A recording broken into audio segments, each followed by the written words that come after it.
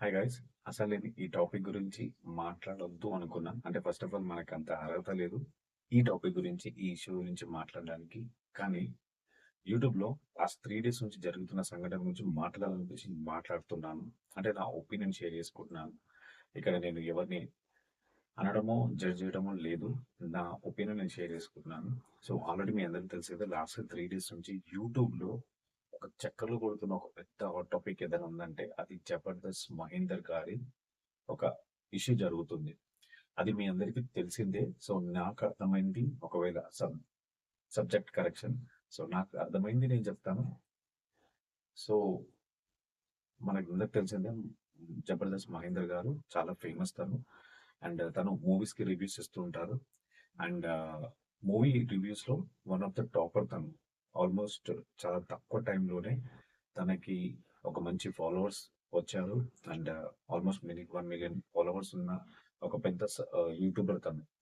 So, రీసెంట్‌గా జరిగిన తను ఒక వీడియో రిలీజ్ చేశారు. ఏంటంటే తను ఏదో ఫైనాన్షియల్లీ లాస్ అయ్యాను. ఏదో బిజినెస్ పెట్టాను. ఆ బిజినెస్ లాస్ అయ్యాను. సో, దాన్ని కవర్ చేసుకోవడానికి మన సబ్స్క్రైబర్స్ అంటే అందరి మన యూట్యూబ్ ఎవరైతే చూస్తారో ఆ సబ్స్క్రైబర్స్‌తో పాటు యూట్యూబ్ చూసే వాళ్ళందరినీ తన సమస్య వాళ్ళ ముందుకు పెట్టి ఫండ్ కలెక్టింగ్ అనేది ఒక చిన్న థింగ్ స్టార్ట్ చేశారు.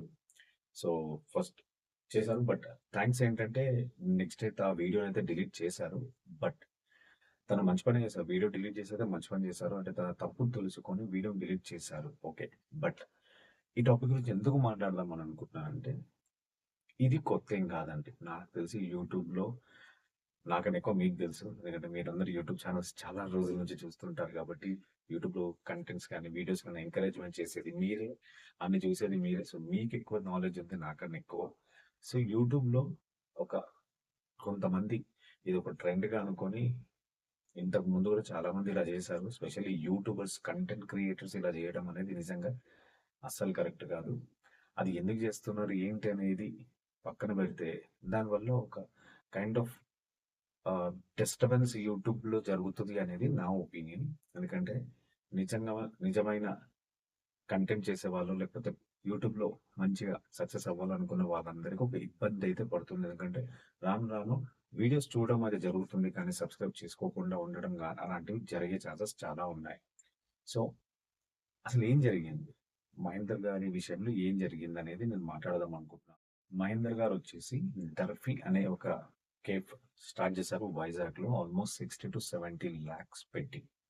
అండ్ అదొక మంచి గ్రాండ్‌గా లాంచ్ చేశారు. అండ్ చాలా హైప్ వచ్చింది. చాలా మంచిగా వచ్చింది. బట్ రీసెంట్ టైమ్స్‌లో కొంచెం అది లాస్ రావడం జరిగింది. సో, దానివల్ల బిజినెస్ లాస్ అయ్యి దాన్ని తీసేశారు. సో, ఆ ఎఫెక్ట్ వల్ల తను ఫైనాన్షియల్లీ డౌన్ అయ్యాడు. సో, కొంతమందికి రీపేమెంట్ చేసే ఉంది. సో, అందువల్ల తన ఛానెల్‌ని అమ్మేస్తాను అని చెప్పేసి తను వీడియో అయితే రిలీజ్ చేశారు. సో, దానికి కండిషన్ కూడా పెట్టారనుకోండి. తను మనకు తెలిసిందే తను మూవీస్‌కి రివ్యూస్ ఇస్తాడు. సో, మూవీ రివ్యూస్ కండిషన్ ఏంటంటే ఆ ఛానెల్ తీసుకున్న వాళ్ళు మూవీ రివ్యూస్ చేయొద్దు అని. ఈ పాయింట్ ఎందుకనంటే దీని గురించి నేను తర్వాత మాట్లాడతాను. సో, ఆ ఛానెల్ అమ్మేసి సో, వచ్చిన డబ్బుతో అటు ఇటుగా చేసి తను కొంత అమౌంట్‌ని సబ్స్క్రైబర్స్ దగ్గర నుంచి రిక్వెస్ట్ చేసి ఆ ఫండ్ కలెక్టింగ్ అవుతే తన ఏవైతే ఫైనాన్షియల్ క్రైసిస్ ఉన్నాయో దాన్ని సపోర్ట్ చేసుకుందాం అనుకున్నారు. సో, ఇక్కడ నాకు ఇబ్బంది కలిగిందని కాదు. అది ఎవరి పర్సనల్ వాళ్ళకుంటది. బట్ నాకిక్కడ ఏమనిపించిందంటే, మీరు మహేందర్ గారిని అడుగుతున్నాను. అయితే ఆఫ్‌కోర్స్ ఇప్పుడు నేను ఇది పెట్టగానే అసలు నన్నంటారు గూడా నీ స్థాయి ఎంత? నువ్వెంత? నీకు ఒక 100 సబ్‌స్క్రైబర్స్ కూడా లేరు. నువ్వు గూడా మాట్లాడుతున్నావా? అని జెప్పేసి. ఇక్కడ ఎంతమంది సబ్‌స్క్రైబర్స్ ఉన్నారని గాదు, ఎంతమంది వ్యూస్ వస్తున్నాయి గాదు. యూట్యూబ్‌లో వచ్చేసి ఎవరి ఒపీనియన్ వాళ్ళు చెప్పుకోగలుగుతారు. సో, నా ఛానెల్‌లో నా ఒపీనియన్ చెప్పుకోగలుగుతాను గాబట్టి నేను చెప్తున్నాను. సో, ఇక్కడొచ్చేసి మహేందర్ గారిని నాకు అంటే ఒక చిన్న ప్రశ్న అడగాలనుకుంటున్నాను. మహేందర్ గారు, మీరు ఎన్నో మూవీస్‌కి రివ్యూస్ ఇస్తారు. చెప్పాలంటే మూవీస్‌లో ఇలా చేస్తే బాగుండు, అలా చేస్తే బాగుండు అని చెప్పి సజెషన్స్ కూడా చేస్తారు కొన్ని వాటికి మీరు. మీరు అంత రివ్యూ చేసేవాళ్ళు కదా! మూవీస్‌కి. అలాంటిది మీరు ఒక బిజినెస్ స్టార్ట్ చేస్తున్నప్పుడు దాని గురించి ఎంత రివ్యూ చేసుకున్నారు? ఒకవేళ ప్రాఫిట్స్ వస్తే ఏం చేయాలి? ఒకవేళ లాస్ వస్తే ఏం చేయాలి? అనేది కూడా ఒక ఆలోచనలో ఉండాలి గదా! అండ్ మీ పాత వీడియోస్ చూస్తే క్లియర్‌గా తెలిసింది. అందరికీ తెలిసిందే. మీరు ఆల్మోస్ట్ చెప్పారు 1.5 క్రోర్ ఏమో మీరు యూట్యూబ్ నుంచి సంపాదించారు అని. ఆఫ్‌కోర్స్ డబ్బు అనేది మన దగ్గర ఎప్పుడు ఎవరి దగ్గర సేవ్ ఉండదు. ఖర్చయిపోతూ ఉంటది. నేను గూడా ఒప్పుకుంటా. కానీ నా పాయింట్ ఏంటంటే మీరు 1,50,00,000 అనే అమౌంట్ మీరు సంపాదించారంటే మీకు సంపాదించే అంత క్యాలిబర్ ఉన్నట్టే కదా! అండ్ రీసెంట్ ఇంటర్వ్యూస్‌లో కూడా మీరు చెప్పారు ఆల్‌మోస్ట్ నెలకి మీకు యూట్యూబ్ నుంచి ఒక 3-4 లాఖో 5 లాఖ్ వరకు వస్తుంది అని చెప్పేసి. సో, మీకెంత తప్పు జరిగింది ఏంటనేది మీరు కూర్చొని గనక ఆలోచిస్తే ఐ థింక్ మీరది ఆ క్రైసిస్ నుంచి బయటికి రావడం చాలా ఈజీ. ఎందుకంటే చాలామంది మన ఇండియాలోనే కాదు మనకి చాలామందికి తెలుసు నెలకి 20,000 సంపాదించే వాళ్ళు గూడా అలా ఇలా బతుకుతున్నారు వాళ్ళ ప్రాబ్లమ్స్ బయటికి చెప్పకుండా. కానీ మీరు ఇన్ని లక్షలు సంపాదించుకుంటూ కూడా మీరు ప్రాబ్లమ్ ఫేస్ చేసి నా వల్ల అవ్వట్లేదు అని చెప్పేసి జనాల ముందుకొచ్చారు కాబట్టి ఇప్పుడు మిమ్మల్ని క్వెషన్ చేస్తున్నాము. లేకపోతే మీరు జనాల ముందుకు రాకపోతే మేము ఎవరం క్వెషన్ చేయకపోతుండే. బట్ జనాల ముందుకొచ్చారు కాబట్టి క్వెషన్ చేయాల్సొస్తుంది. ఇంత సంపాదించే వాళ్ళు మీకెందుకు ఆ ప్రాబ్లమ్ వచ్చింది? అండ్ మోరోవర్ మీ కేఫీ ఏదైతే స్టార్ట్ అయింది. సరే మీ సబ్‌స్క్రైబర్స్ మీకేనండి నేను కూడా ఒప్పుకుంటా. బట్ మనకి యూట్యూబ్‌లో వ్యూస్ చూసి వాళ్ళు ఆల్రెడీ వ్యూస్ చూడడమే మనకొక భాగం. ఒక ఒక ఒక పెద్ద థింగ్ మనకి యాక్చువల్‌గా మనం పెట్టిన కంటెంట్‌ని వాళ్ళు చూసి లైక్ చేయడం అనేది పెద్ద విషయం. అది చేసేదే కాకుండా వాళ్ళు ఇంకా మన ఆడియన్స్ నిజంగా యూట్యూబ్ ఆడియన్స్ నిజంగానే గొప్పవాళ్ళు. ఎందుకంటే వాళ్ళు మనకి సబ్స్క్రైబ్ కూడా చేసి మనని ఇంకొక మెట్టుకి ఎక్కేలా చేస్తున్నారు. సో, ఆల్రెడీ వాళ్ళు మనకి హెల్ప్ చేస్తున్నారు. ఇంకా వాళ్ళ దగ్గర నుంచి మనం ఎక్స్‌పెక్ట్ చేయడం అనేది కరెక్ట్ కాదు. మనం ఇక్కడ యూట్యూబ్‌లో మనం సబ్‌స్క్రైబర్స్‌ని ఎంటర్‌టైన్ చేయడమే మనం చూసుకోవాలి అంతే. సో, మన కంటెంట్ అనేది వాళ్ళని ఎంటర్‌టైన్ చేస్తుందా లేదా అని. సో, అది బావుంటది. అంతేగాని ఇదనేది కరెక్ట్ కాదని అంటే ఇది కరెక్టా ఒప్పా అనేది కాదు కానీ బట్ అది ఎందుకు చేశారో మీకే తెలియాలి.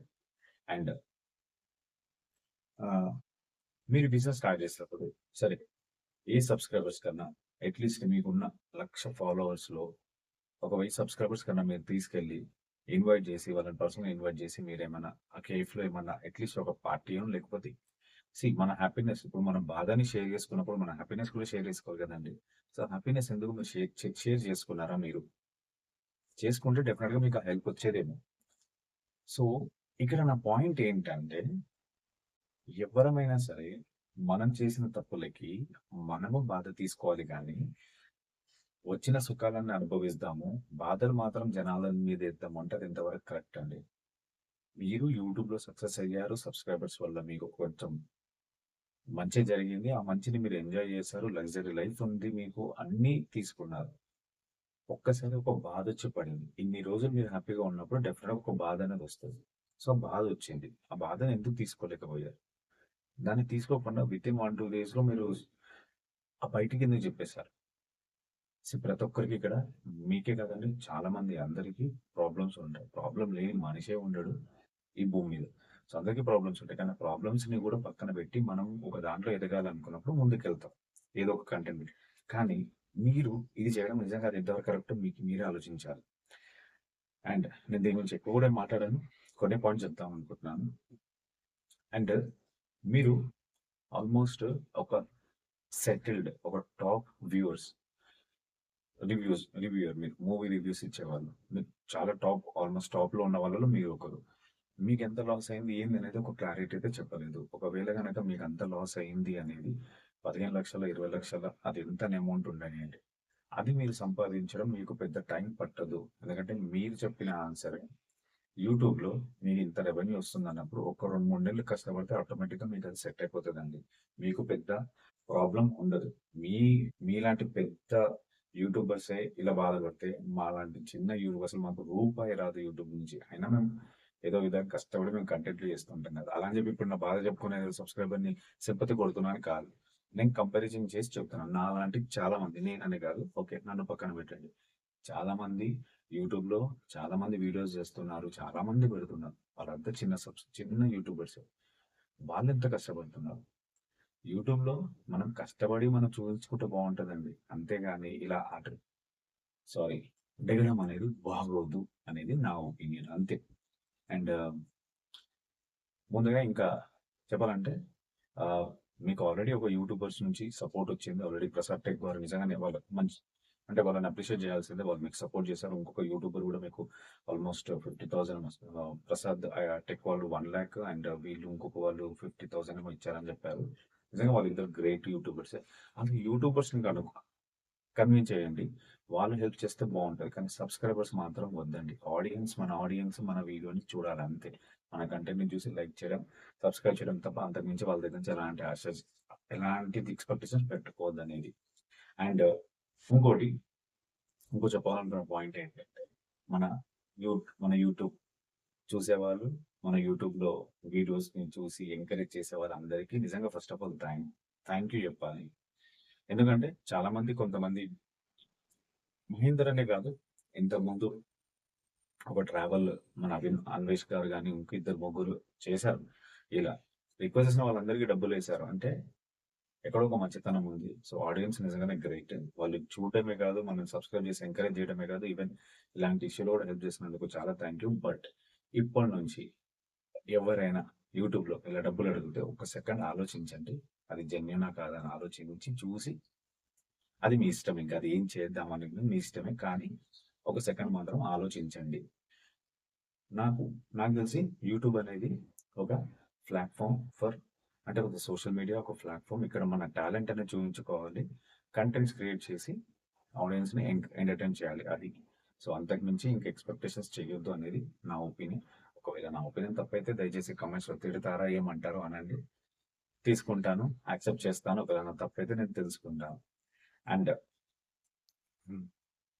అండ్ ఇంకోటి, అంటే కొంతమంది, అంటే ఆ వీడియోలో చూసాను. కొంతమంది రూ. 100 ఏసారు, 200 ఏసారు కూడా అన్నారు.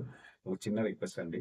ఒక రూ. 100 విలువ ఏంటనేది మీకు అర్థం కాదేమో. కానీ చిన్న స్థాయి ఉద్యోగులు గాని, లేకపోతే చిన్న స్థాయి అంటే ఇంకా మీకు క్లారిటీ చెప్పాలంటే ఇప్పుడు మనం రోజు చూసేది ర్యాపిడో చేసేవాళ్ళు, స్విగ్గీ చేసేవాళ్ళు, జొమాటో చేసేవాళ్ళు. రూ. 100కి వాళ్ళు ఒక గంట మొత్తం తిరగాలండి. అప్పుడు గాని ఆ రూ. 100 ఖర్చుని మనకేస్తారంటే గ్రేట్ అనుకోవాలి. సో, అందుకే ఆడియన్స్ గ్రేట్. సో, ఎవరైతే ఏసారో వాళ్ళందరికీ నిజంగానే మీ తరఫు నుంచే కాదు, నా తరఫు నుంచి కూడా థాంక్సే. బట్ నెక్స్ట్ టైమ్ ఎవరైనా ఆడియన్స్ వేసేవాళ్ళు ఒక్కసారి ఆలోచించుకోండి. ఇది ఎంతవరకు కరెక్ట్ అనేది. సో, అది గైస్, నేను వీడియో చేసింది జస్ట్ నా ఒపీనియన్ షేర్ చేసుకోవడానికే. దీంతో నేను ఏదో అదవుతదా, ఇదవుతదా కాదు. నాకు 2 డేస్ నుంచి కొంచెం ఈ ఇష్యూ ఈ సోషల్ మీడియా చూసి కొంచెం నాకు అంటే అరే ఏంటిది అనే పాయింట్ వచ్చింది. So, share చేసుకోవాలనుకున్నాను. సో, నా ఒపీనియన్‌ని షేర్ చేసుకున్నాను. I hope you like it.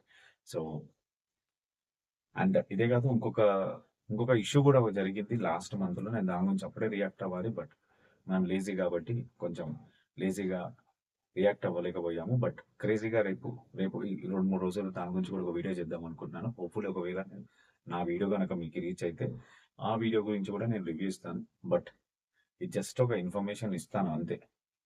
అంతకుమించి మనకి మెయిన్ అయితే సినిమా, సినిమా రివ్యూలే మనం ఇచ్చేది, మన బేస్ అదే ఇద్దాం మనం.